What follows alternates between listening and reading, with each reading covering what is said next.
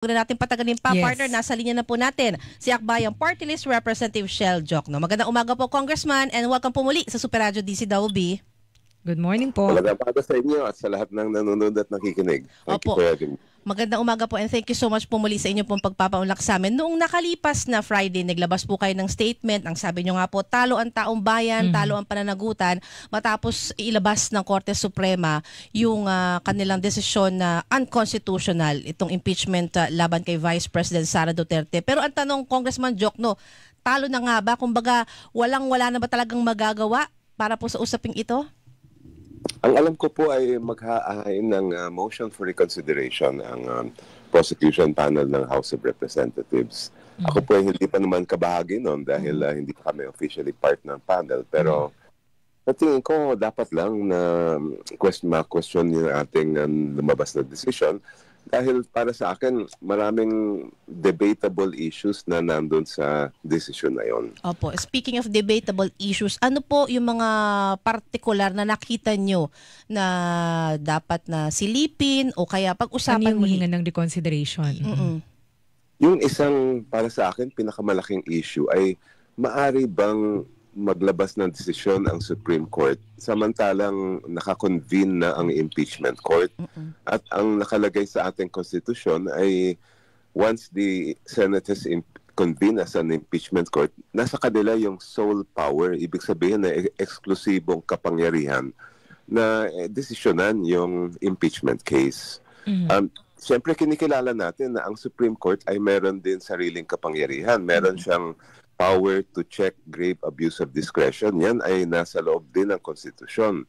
Kaya ang tanong ay paano natin babalansehin yung power ng Supreme Court to exercise cases, review of the grave abuse of discretion cases at yung power naman ng impeachment court kung sila ay nag-convene na over yung impeachment case. Never sa history natin, sa mga jurisprudence natin na nangyari na nag-clash ang dalawang power na yan.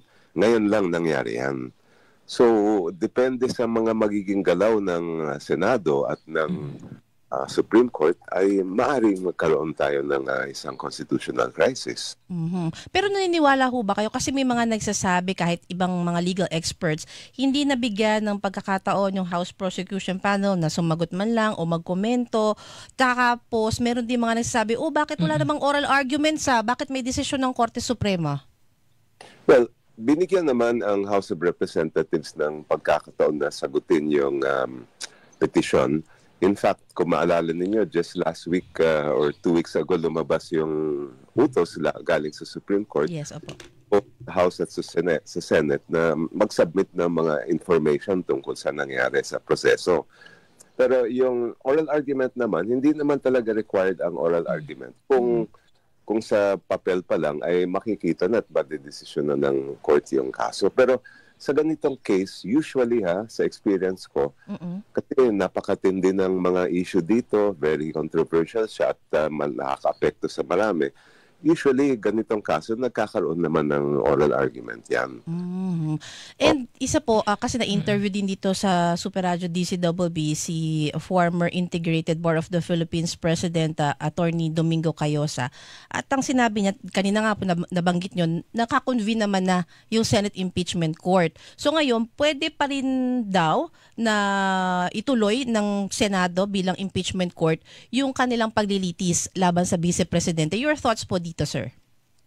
Yes, hiwalay kasi ang impeachment court sa judicial courts natin.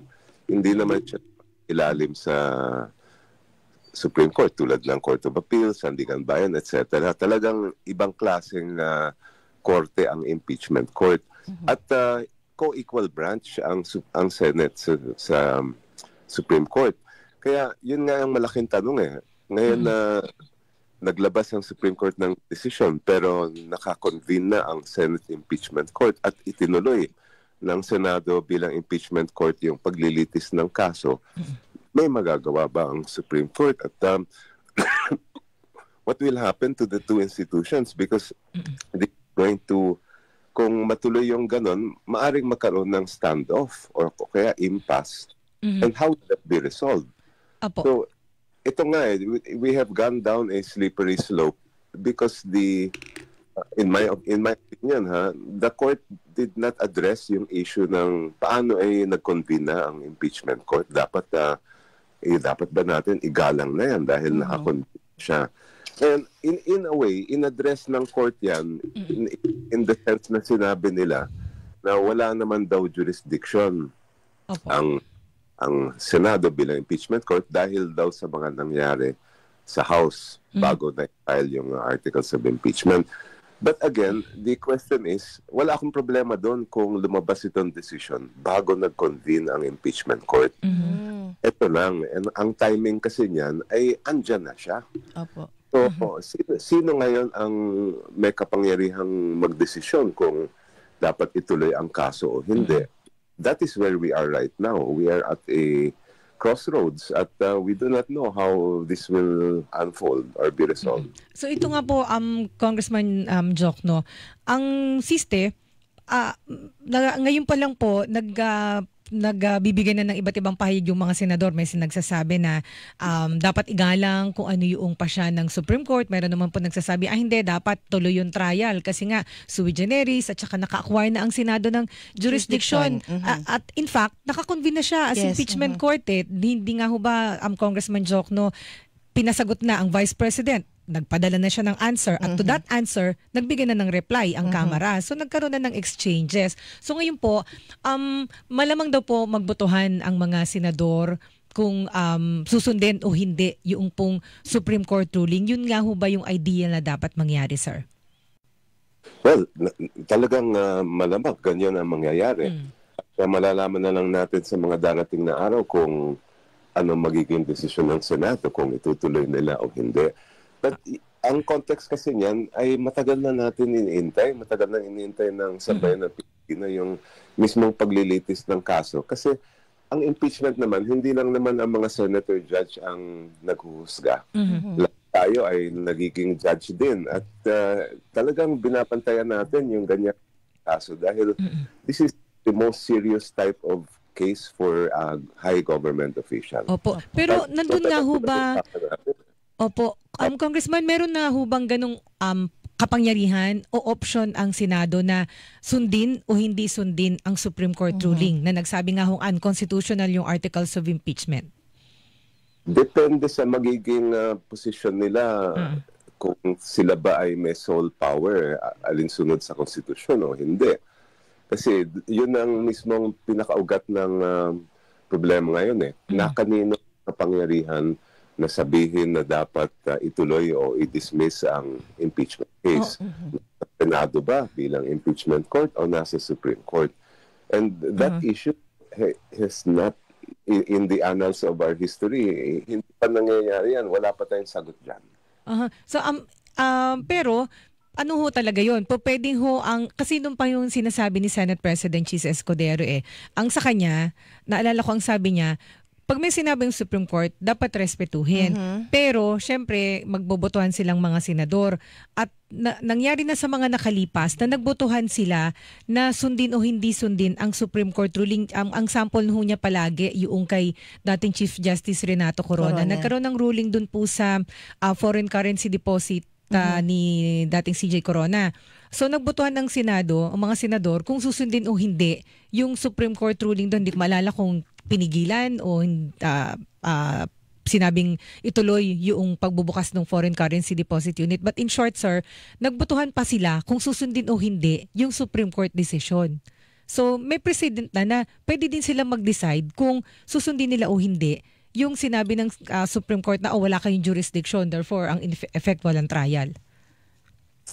Pwede. Kasi nasa kanila nga under the Constitution ang sole power to try and decide the impeachment case. Yung nangyari noon kay Chief Justice Corona, kung maalala ko, although nagkaroon nga ng ganyan, nag-execute ng waiver si Chief Justice, kaya hindi na rin siya naging issue after. Dito ay wala namang ganon. Walang ganon space for a waiver. So, this is going to be something unprecedented dahil nga sa nangyari na lumabas itong desisyon na nandiyan na nakakonvene na. So, opo, so sir, would you ask o makatwiran ho ba o kayo ho, hihilingin niyo ho ba sa Senado na magpasya kayo na wag niyo to sundin, panindigan ninyo yung kapangyarihan ninyo to try and decide at panindigan ninyo na naka-acquire na kayo ng jurisdiction. Ito ang pananaw ko dati pa na mismo ang konstitusyon, malinaw ang utos noon pa. Pag dumating na sa kanila yung articles of impeachment, sapat yung mga nakapirma, wala silang choice kundi ituloy na ang trial. Lititin ang kaso, iupo na ang mga testigo at magkaroon ng pag-upusga at the end.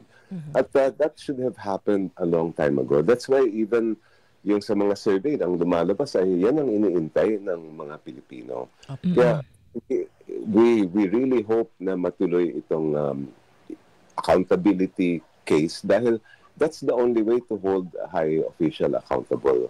Doon kami nalulungkot at nababahala. Pero of course, I cannot speak for the Senate. Ay magiging decision ng bawat senator judge yan. Kaya po may mga warning po like si Senator Drilon, sabi niya, dapat sundin na lang kung ano yung sinabi ng Supreme Court kasi kung i-defy yun, maaaring umabot tayo sa constitutional crisis. Yun po ang sinasabi ko rin na even a few weeks ago na nabanggit ko na yun. Sabi ko, naku, kung pagka ganito ang mangyayari ay maaaring doon tayo aabot. Naalala ko lang din, di ba, ang desisyon ng Korte Suprema, ang batayan nila yung sa 1 year bar rule, di ba? Kayo po ba, Attorney Jokno, Congressman Jokno, naninindigan ho ba kayo na walang nalabag dito yung Kamara? Yes, ako ay talagang sang-ayon sa posisyon ng House of Representatives na walang nalabag na batas man, rule, or lalong-lalo na yung sa konstitusyon. Ang isa kasing bagay na nakita ko na may question din ako kaya sana magkaroon ng motion for reconsideration ay ang sabi kasi ng Supreme Court nagkaroon daw ng effectively daw na dismiss yung 3 initial complaints, impeachment complaints. Kaya naging bar siya doon sa pang-4. Ito yung verified complaint na may pirma na ng more than 1/3 ng members ng House. Kaya lang kung titingnan natin yung records, yung journal ng House, ang nangyari, within the 10 session days required by the Constitution, na-calendar naman yung 3 complaint at yung pang-4 na complaint on the same day. At nung na-calendar yung 3 plus yung pinaka-latest, yung 4th complaint, ay ang ginawa ng House, okay, nandito na pala yung 4th complaint. Nakapaloob na rin doon yung mga na-allege sa unang 3. So ito na i-transmit natin sa Senate. Idauna yon, transmit muna nila sa Senado yung verified complaint na may pirma ng 1/3 members ng House. Saka nila in-archive yung 3 initial complaints. And in my opinion, I don't see anything wrong with that. I don't think that could constitute a reason to apply the 1-year bar. So, iba ang analysis ng court pagdating doon. Opo. Pero yun nga po, although napabalita na rin po kahapon na magpa-file nga ng motion for reconsideration ng House of Representatives, meron ho ba kayong apela sa Korte Suprema? Pag-aralan yung i-file na MR? Ano pa po? Well, merong nakalagay kasi doon sa desisyon na immediately final and executory ang kaso. Ngayon, ito sana ang panawagan ko na tanggapin ng Supreme Court yung motion for reconsideration. Unang-una dahil sa karapatan ng isang party litigant yan na mag-file ng motion for reconsideration. At mismo sa rules ng Supreme Court at sa rules of court ay kinikilala yan na kung may natalo sa isang kaso ay meron siyang right na mag-file ng motion for reconsideration. Ang discretion lang ng court ay hindi naman hindi pwedeng tanggapin yung MR, kundi pwedeng magkaroon ng stay of execution o hindi. That's up to the court kung gusto nilang gawin yun. But in my opinion, they have no choice except to accept the MR and to rule on it. And sana sa kasong ganito na napakalaki ng issue, napakahalaga sa bayan yung kaso ay pag-aralan nila mabuti yung ipa-file na. Yun nga po, no, Congressman Jokno, hindi po ba kayo nangihinayang? Kasi mismong si Vice President Sara Duterte din naman na nagsabi noon na handa siyang humarap sa Senate Impeachment Court, ipaliwanag yung kanyang panig sa mga aligasyon. Pero ngayon, ito nga po, sinasabi ng ating mga kabayan, wala na ba talagang trial na mangyayari? Yun na nga eh. Yun sana, kung nasunod lang yung ating konstitusyon noon pa ay wala na issue ngayon at tapos na sana yung trial at mabibigyan ulit ng attention yung pamahalaan, yung mga priorities na dapat talaga na problema ng ordinaryong mamamayan. That's why we have been pushing for this to happen as soon as it should have happened. And for the people to see kung ano ba talaga yung nilalaman ng impeachment case. At total, end of the day, tayo ang maghuhusgan yan eh. At dapat talaga makita ng publiko kung may pagkutan ba o wala. Opo. So Congressman, yung pong ruling na inilabas ng Supreme Court, tama po ba? Open pa siya sa pagpa-file ng motion for reconsideration, hindi pa siya final ruling? Well, yan ang pananaw ko na mag-file at dapat mag-file ng motion for reconsideration. Opo. Kaya ko po naitanong kasi maaari po kasing mag-convene ang Senado bilang impeachment court para to deal with the issue. Kung kung tutuloy ba nilang trial o hindi. Kasi sabi ni Senator Jovel Villanueva, pwede sila magbotohan eh. Yun na rin yung dati pang sinasabi ni Senate President Escudero na sa anumang, yun, pwede sila magbotohan kung susundin o hindi yung sa Supreme Court. Ngayon, kung mag-convene po sila, ano yung prudent na gawin ng Senado? Dapat ho ba i-hold muna nila yung kanilang botohan kung susundin o hindi yung sa Supreme Court ruling? Because open pa nga siya for motion for reconsideration. Malamang pag-uusapan din nila yan. At may options naman ang Senado dyan. One option, as you said, is na mag-decision sila na ituloy nila. Yung option naman ay sabihin nila, dahil doon sa lumabas na desisyon, igagalang natin yan at hindi natin itutuloy. Pero pangatlong option ay intayin nila na ma-resolve na yung motion for reconsideration, which I believe is going to be filed soon.